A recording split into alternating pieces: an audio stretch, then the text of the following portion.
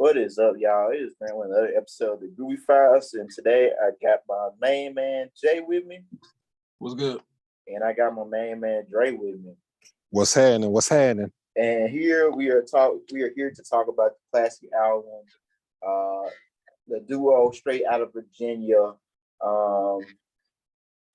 Pusha T and Malice, with Neptune's production, with Hell Hath No Fury, which in my opinion is like one of the most bona fide classic albums ever. So first off, I'll say this: like I've had this thought for a long time, and before I say that, I want to say this: I did not know Wamp Wamp was not a fan favorite. I did not know people didn't like that song. Me neither. That's probably that might be my favorite song. Yeah, it is. Now, honestly, like some thug on them Neptune's beats, like that shit great. Like yeah, that was a cheat code. Yeah. So like how I feel about like Pusha T and Malice is kind of like I feel when we talk about compliments to each other, I feel like Pusha T and Malice is much more of a compliment to each other. And I hate to bring them up because they're not a part of this conversation. But like when we talk about like real compliments to each other, I'm thinking like Pusha T and Malice. I'm not thinking of like Andre and Big Boy. Like, so like for instance, where I feel like Malice was like the better punchline rapper and like references rapper, but like I feel like Pusha T was better at the flow and like the delivery portion, even though Pusha T is still a monster when it comes to just rapping in general. So like when you have songs like Mama I'm So Sorry, Keys Open Doors, Nightmares, all that shit. I don't know how people even fix their face to say he not a legend. Because he 100% is. Like, I don't know many people you can call. Technically, if you have a classic album in your catalog, you should be called, you're in legendary contention. Mm-hmm.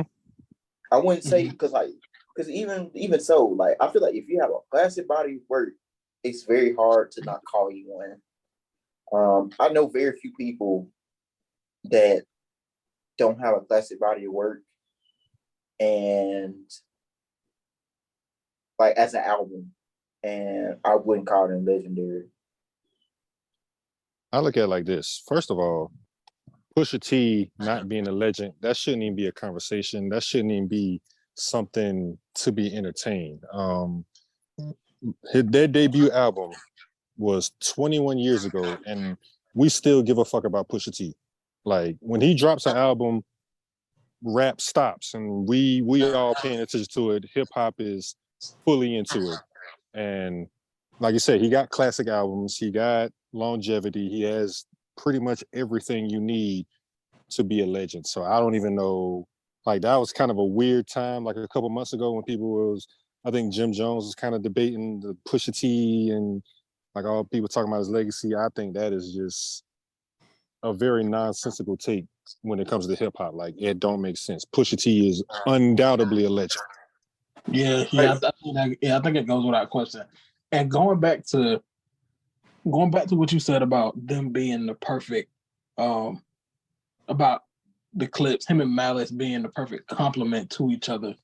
Like I agree with your angle about, you know, Malice, him being the his punchlines, his metaphors, like lyrically, he was more compelling at times. Mm-hmm. But the way that Pusha T delivers his lines, like his command over the beat, almost, it's just like that's what separated the two. Mm-hmm. And I feel like having both of them, that plays off each other so well in an album setting, because like it's to the point where you could argue either one of them had the better performance on each song. Mm-hmm. So I feel like having that kind of chemistry where you can play off each other and it's really a matter of what your preference is. Yep. I feel like that's what makes an album like this so special. I feel like when I know I hate basketball rap analogies so much, but at the same time, some of them are just so good and I cannot resist them. Like when I think of Pusha T and like Malice, I feel like two players like playing off each other. Like for instance, like I'm not saying like Malice and Push ain't like in the same realm or anything like that. I'm saying like it kind of reminds me of like Jokic and Jamal Murray. Like I'm not saying like Malice and Jamal Murray, but I'm saying like like the game, how they trade bars, like how one comes in, one comes out. Hey, you got this, but I got this. Like it reminds me type of that deal. And like when we talk about Clipse, like it's very hard to not put them. It's very hard to say they're not legendary. And then like when I think of like, and I'll even go farther as this. Like I've been thinking about this for a long time too. I feel like the closest rapper we have to Pusha T and or Malice combined together in today's time is Bo James. I know that sounds wild as fuck, but when you think about it, Bodie is like extremely good. His punchlines and things like that really remind me of, in the way he flows on the beat. It reminds me of how well Clipse did it, and it reminds me how well Malice was at punchlines and just being clever in general. I see that. I ain't mad at that. Yeah, I see where you're coming from. Yeah. So but like, even what's up? I would say to go on to piggyback off of the Jokic and Murray point is it's like they're both great on their own. Like Jamal Murray, you know what he can provide, you know what Jokic can provide, but it's like that chemistry. Yeah, that chemistry together. It's like, okay, Jamal Murray, I could shoot off the dribble. Jokic, that ain't really what you do. You can do it, but that's my thing. And Jokic, you the better playmaker. So, you can set the screens, catch it on the short roll, make the play for somebody else and everything like that. And I think with Pusha T and Malice, I think Malice is kind of, you kind of said it, like Malice is the more kind of clever, more analytical one, I guess you could say, in a sense. And Push, to me, is like more flashy. Like Push really gonna talk that shit. Really, he really like, I think that's what has established him as solo career. Like he can do songs with Chief Keef, he can do songs with Griselda, because he has, he's really kind of like the perfect rapper in a sense. Like he's like, there's nothing he really can't do. And he's like what you would call like he's like what you call like a Swiss Army knife. Yeah, for sure. Like he's that type of rapper. Like there's very few rappers on earth that I feel like, okay, them niggas can hop on any type of song and can fit. Yeah. It's very few. And it's crazy because like a lot of the beats that Neptunes gave him specifically on this album is like, you gotta be a special type of rapper to be able to rap over shit like this. Like Ride Around Shining, the way they both were able to rap over that beat so effectively, like that's such a weird beat. Like I absolutely love it, but it's such a weird beat. Like if you just heard it on its own, you'd be like, how is anybody gonna rap over this? Especially like hard ass cocaine drug raps over this. Like how do you make this shit sound hard? And they found a way time and time again. Like it felt like Neptunes was giving them like the weirdest beats they had, and they were just like, all right, do what you do over them. And this is like prime Neptunes. This is the heart of this was 2006, so this is the heart of their prime. They killing everything. They from Britney Spears to Justin Timberlake. They were literally any and everywhere. And for them to give them the most grimy, weird shit that you've ever heard, and Malice and Pusha T putting up some of the best rap performances you ever heard. Like, this shit is, man, I absolutely love this album. This is in my top 10 favorite albums of all time. Like, this was incredible. Yeah, I was gonna say, I'm glad that you brought up the Neptunes, because I was gonna mention that, because a lot of times when we do these album discussions, we talk about the chemistry between the producers and the artists, like the last few, like we did when we talked about Project Pat. Mm-hmm. We talked about, you know, him working with DJ Paul and Juicy J. And before that, when we did Future and we did Monster, we talked about his chemistry with Metro Boomin, and we talked about Outkast, we talk about Organized Noise. Like, so with the same way with Hell Has No Fury, it feels like the Neptunes, they were able to craft a sound. They cultivated a sound with this album specifically for the Clipse. And it feels like most of these beats, I can't imagine what somebody else would sound like. Right. Like it feels like it's like you go to the tailor and he fixes your suit to where can't nobody wear it but you. Right. That's what this album feels like.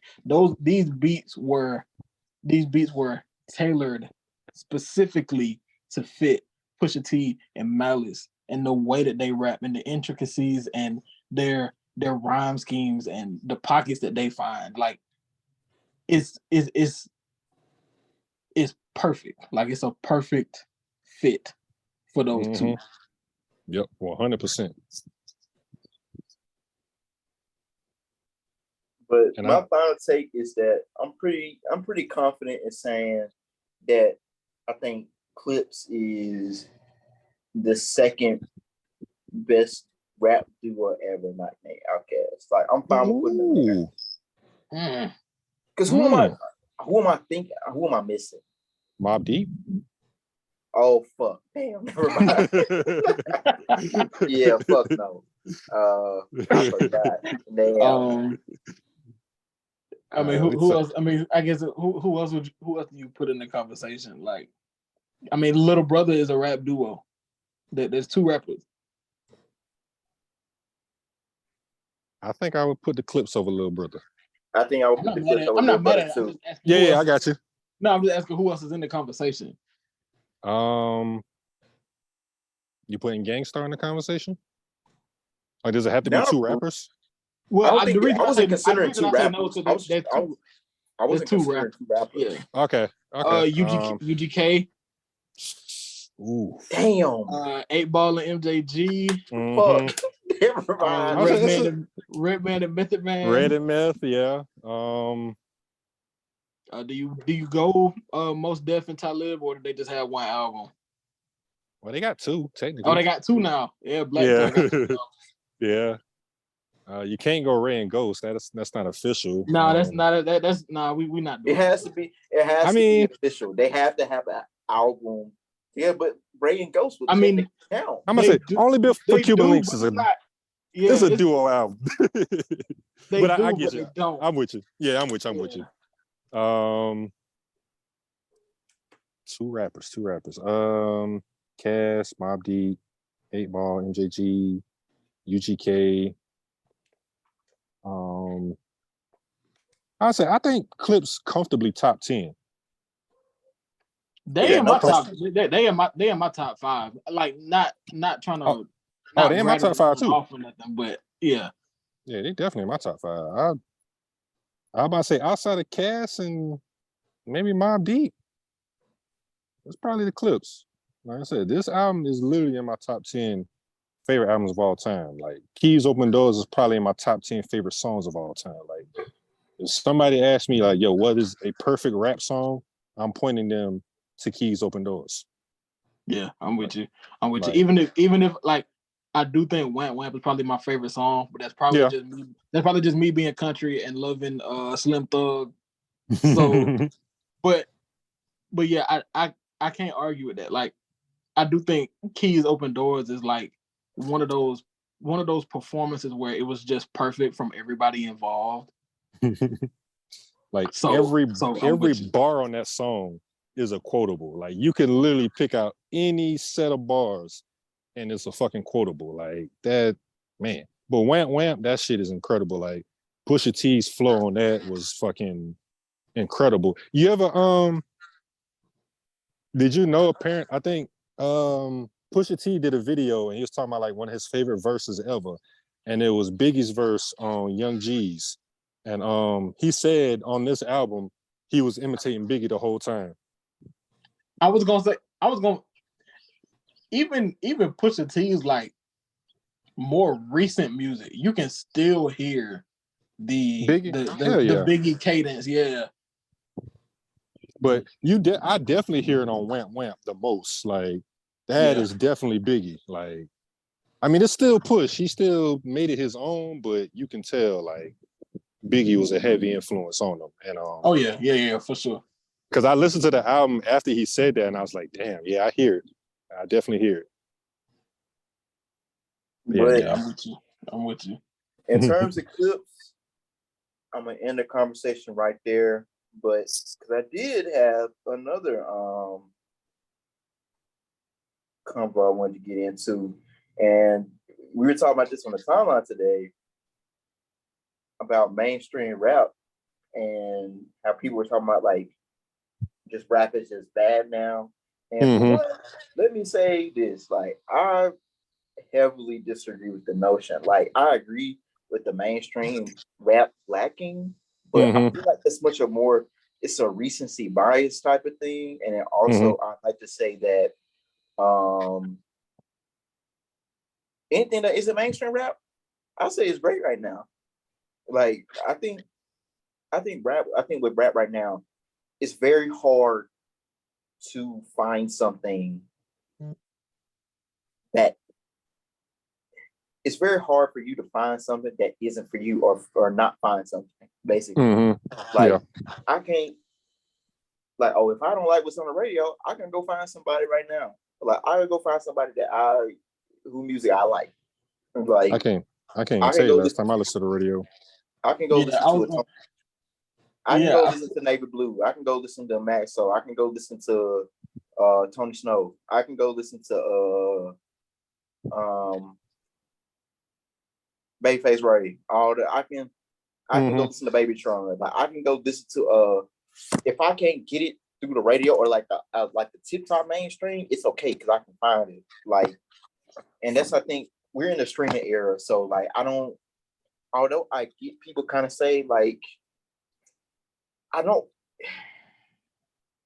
feel like I don't agree with the notion, man, that you have to like, well, if I have to search for new music, that means the state of music is good. No, but like, cause like we were in an era where music was nowhere near as accessible as it is now.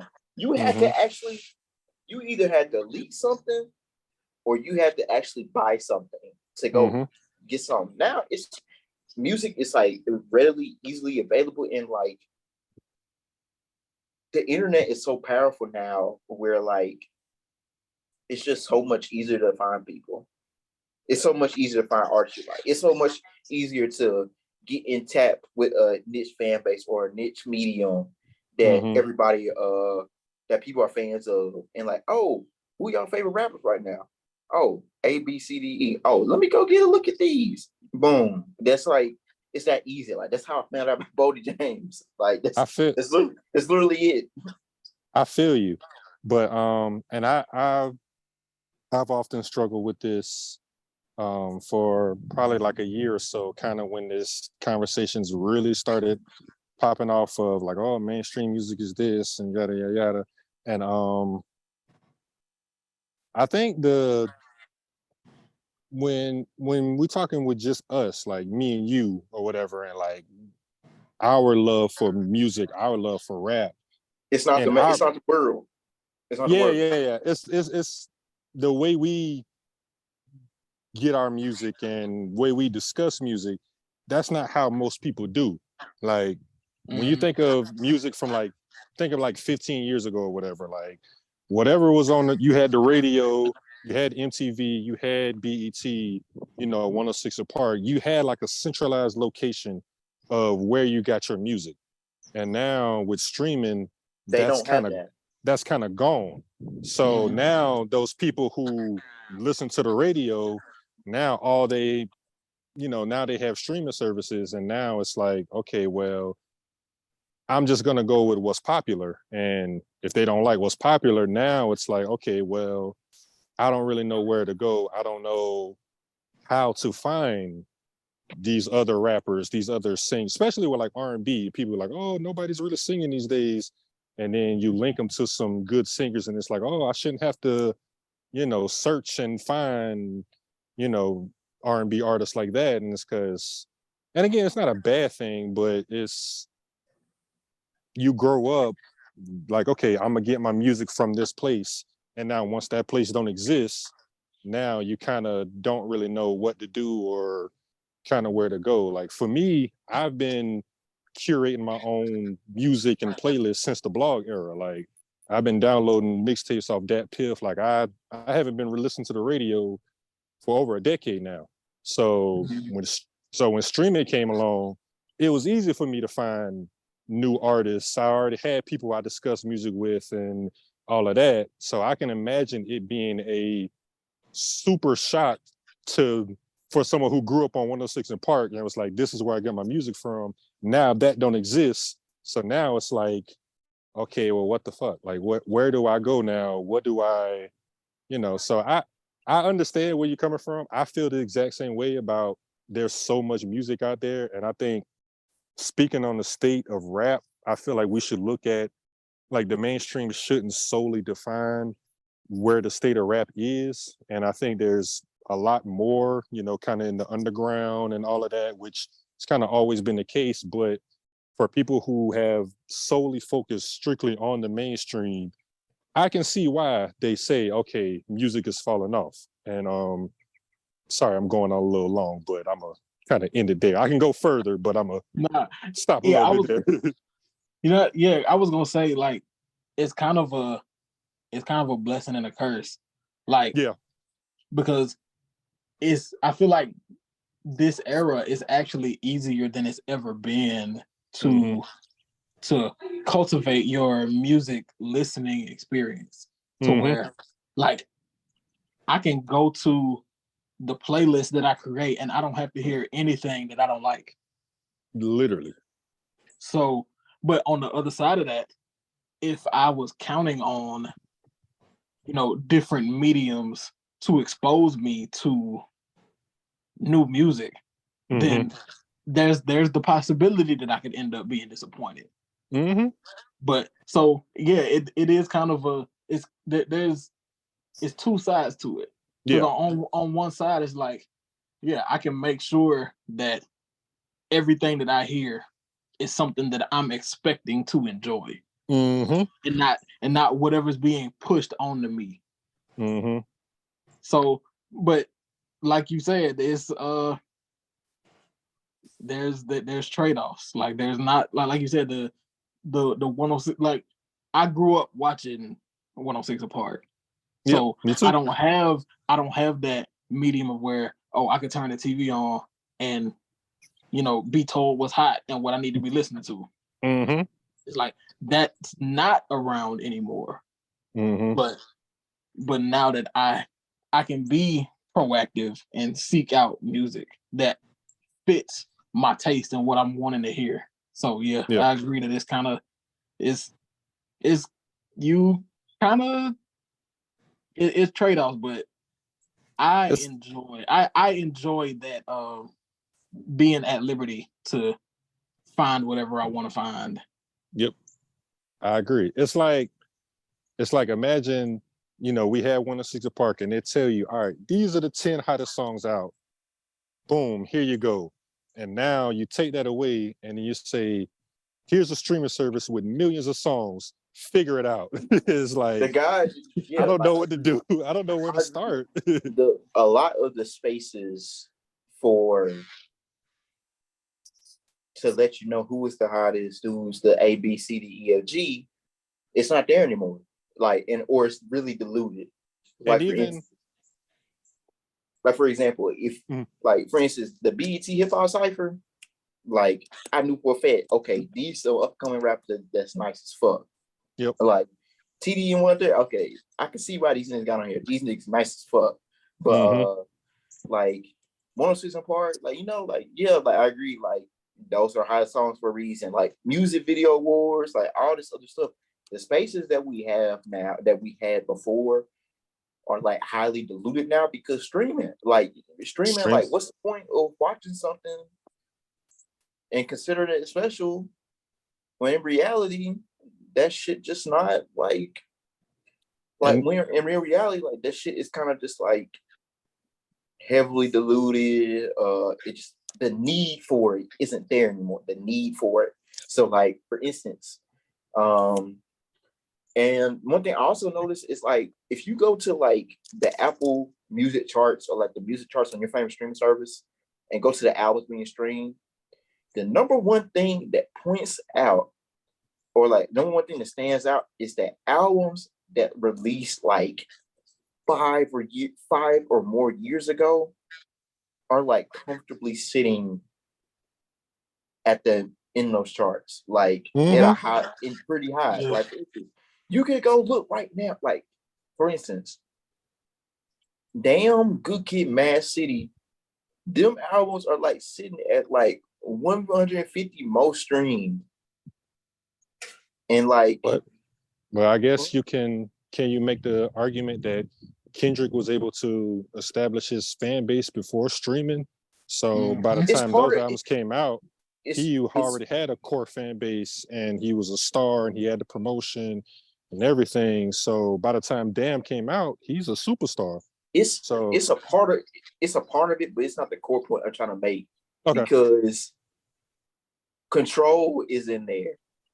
Let me read off some other albums that are in there too. There's a bunch of Drake albums in there too that are really recent.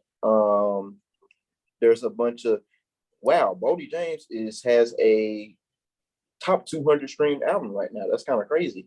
The latest one? Yeah, that's still crazy. That's fair. College Dropout be in the top 200. Life of Pablo, top 200. If you're reading this, top 200. Those are legacy acts now. Yeah, I know. That's the point I'm trying to make. I got you. Top 200. Thank Me Later, top 200. My Beautiful Dark Twisted Fantasy, DS2, Igor, Hendrix, Swimming, Mac Miller, Channel Orange, More Life, Damn, Good Kid, Mad City, Starboy, Nothing Wants the Same. Let me see some more. Forest Hills Drive is in the top 100. Trap Soul is in the top 80. Control is in the top 80. Blonde is in the top 70. And the thing about that is like Take Care is in the top 60. Like these are the albums that cultivated our tastes almost. They define the era. Yeah, like in the years that define the music that we gravitate to as listeners. So like that 2010 to 2017, 18, those were our formative years for our taste in the streaming era specifically. Like that's why those albums are continuously being streamed, because it's like, oh, this album reminds me of this when I was doing this and I was doing this. It's like that matters. This is like these albums, we relate them to moments in our lives. So we go back to those because there's something beyond the music itself that draws us to it. Yeah, and that was a time where it felt like the album was still, it felt more significant than it does now, where with streaming it's like, okay, an album come, hundreds of albums come out every Friday, and I could just scroll on my phone for 5 seconds and have the new latest Metro Boomin album or 21 Savage album or whatever. Whereas like when Good Kid Mad City came out, you either had to buy it, you had to download it from illegally, bootleg it, you had to borrow it from somebody, you had to have somebody send it. Like it was more of an effort to get it, so you gonna cherish it more. In addition to it being great, I'm not even talking about the quality of it. It gives you more time to sit with it. Yeah, exactly, because everything ain't just right there in your phone. Like I got albums in my phone right now that I haven't listened to just because I just ain't had the time to get around to it. Like every Friday it's like 5 new albums that I want to listen to, and it's like it kind of like, as much as I love music, it kind of becomes a chore to like, man, I still ain't got around to that album yet. I'm still listening to these other 4 albums that I'm trying to analyze and all that. So yeah, I think it's such a huge gift and a curse that it's like I have all the music I want, but I want too much of it. Right. It's weird. I want more than I have time to listen to, realistically. Exactly. Literally. And my final take is like, for the average listener, man, like, and I think it's just a reality. Like the average consumer is going to have to learn that if you rely in 2023, if you rely on the mainstream by itself to get you music, to give you good music, I don't know what to tell you. Okay, let me I got one final point In I want to make. mass. I feel you. I got one final point I want to make. Go ahead. So when we look at music, or kind of with any entertainment thing, we look at it in eras. So we look at artists' albums that define a specific era. So in order to kind of play devil's advocate with the people saying, oh, the quality of mainstream is this and that and yada yada, whatever. All right. So we look at like the late 90s to the 2000s, the artists that define that era. You got your Jay-Z, your Nas, your DMX, Eminem, all that. When you get to your mid 2000s, and there's some overlap there, but it's still like an era where an artist comes into their own and really establishes themselves. So in the 2000s, you got, Wayne, Kanye, Ross, Jeezy, T.I. Then that kind of opens the door for the blog era, which Kendrick, Drake, Cole, Future, Nicki, and all of that. And so it's like, after that, who are the next, who's carrying the torch after them? I mean, yeah, there's still a, no, go ahead. There's no torch carriers right now. There's a bunch of niggas in the dark trying to find said torch that ain't been lit yet. That's at some point now, like, Drake, Kendrick, and Cole, those guys are like early 2010s. They're a decade plus in now. And yet, who's carrying the torch? Is it 21 Savage? Is it Lil Baby? Is it Young Boy? Is it like who is it? Is it Cardi? None of those rappers are good at, or I'll say this, none of those rappers are good enough yet. Big enough. You're getting to my point. There, yep, that's it. Are good enough yet big enough to make that point. And to top it all off, I don't think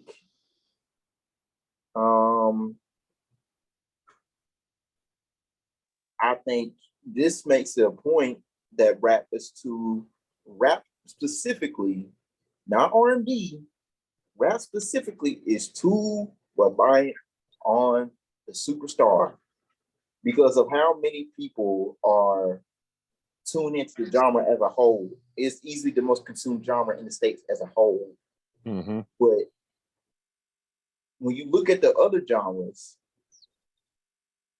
and the funny shit, like when you really sit and think about it, when the funny shit is, it's like when you look at the other genres, like yeah, they have artists that aren't super big, but like their superstars are like superstars. Like for instance, like whatever genre you want to put Taylor Swift in, it don't matter what it is. Taylor Swift gonna sell insane amount of numbers. Adele, insane amount of numbers. But those are artists that established themselves before streaming, though. But this, I'm getting to another name, Morgan Wallen, for instance. He's a country artist, racist as fuck. But Damn. I'm serious. Like Mm-hmm. he's had a whole scandal. But for example, when you think of country artists on a big mainstream scale, like you might not see a lot of artists charting super high on there, but with Morgan Wallen, he gonna chart high as fuck. So I think rap is dealing with the drawback of being the main genre somewhat. I think it is. Like you can't, and just it's a mix of that and mix of being too reliant on the superstar. I see your point, but I feel like it's always been like the superstars are going to define the era no matter what. Like when you think about the 2000s, you're going to think about Wayne and Kanye and Jay-Z and Eminem. Like you're going to think about that. When you think about the 2010s, you're going to think about Drake, Kendrick, Cole, Future. Who is that for the 2020s so far? That's the thing. Like I just feel like we're trying to shoehorn people into these positions when we just don't. I feel like time is gonna tell, and that like there's nothing that we can do. There's nothing that we as listeners can do. Yeah. Like you remember on Tuscan Leather on Nothing Was the Same. Drake was like, "We'll see who's still around a decade from now." Mm-hmm. And it's just like that's true. It's just like we don't have to try to force the stars that we got now. We don't have to try to force them into these conversations, because the music, the way that we listen to it, like as time goes on, we'll see whose music we're still going back to. So I don't think it's like we don't have to, like that. That's not a question that we have to answer right now. I feel that. I just think it's just interesting to see, like I agree. those. Jay, I agree with what you said, because like the only time I thought I was for sure confident somebody would be like in that stardom conversation was, I feel like the closest somebody has ever been to that conversation was Little Baby in 2020 with My Turner.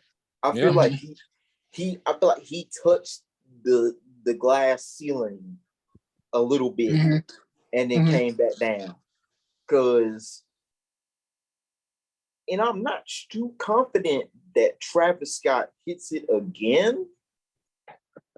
Not too confident, but I say this: if I'm betting on a big mainstream album to come out this year, it's gonna be Travis's, and I think that's the only one I think can do superstar numbers outside, not name the